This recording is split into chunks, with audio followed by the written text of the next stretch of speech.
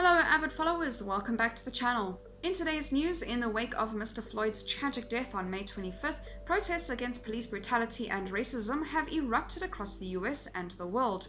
Numerous celebrities have expressed their solidarity with the movement and have even joined throngs of protesters on the streets. Meghan, who now resides in Los Angeles with her husband Prince Harry and one-year-old son Archie, released a video in which she addressed the graduating class of 2020 on the subject of racism. She said, "The first thing I want to say to you is that I'm sorry. I'm sorry that you have to grow up in a world where this is still present.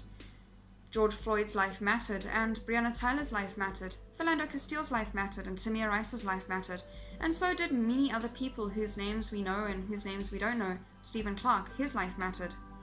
While Meghan's video will have moved many people, this is by no means the first time she has spoken out on this topic. In fact, Meghan took part in a campaign called I Won't Stand For by the charity Erase the Hate back in 2012, when she was starring in the TV legal drama Suits. In a video for it, she wore a t-shirt that read, "I won't stand for racism," and opened up about being biracial. Her father, Thomas Markle, is white and her mother, Doria, is black. She said, "I'm biracial. Most people can't tell me that I'm mixed with, and so much of my life has felt like being a fly on the wall. And so some of the slurs that I've heard, really offensive jokes or the names, it just hit me really strong way." She recorded one particular painful experience of when her mother was called a racial slur. Meghan said, "A couple of years ago I heard someone call my mom the N-word, so I think for me, beyond being personally affected by racism, just to see the landscape of what our country is like right now, certainly the world and to what things can be better." Meghan is known to be close to her mother Doria, who was the only family member from her side present at her 2018 royal wedding. She added that often people do not see her as a black woman or a biracial woman, and that she believes some people would treat her differently if they knew what her heritage really was. However, she emphasized that she was proud of her heritage on both sides of her family and expressed hope for a better future by the same time she has children.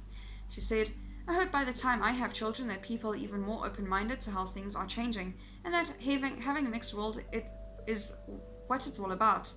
I mean, certainly it makes it a lot more beautiful and interesting."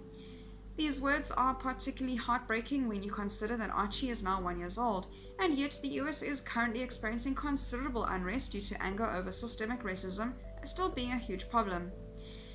In the video released last week, Meghan recorded the LA riots of 1992, which were triggered after 4 police officers were acquitted on charges of excessive force in the arrests of beating of Rodney King.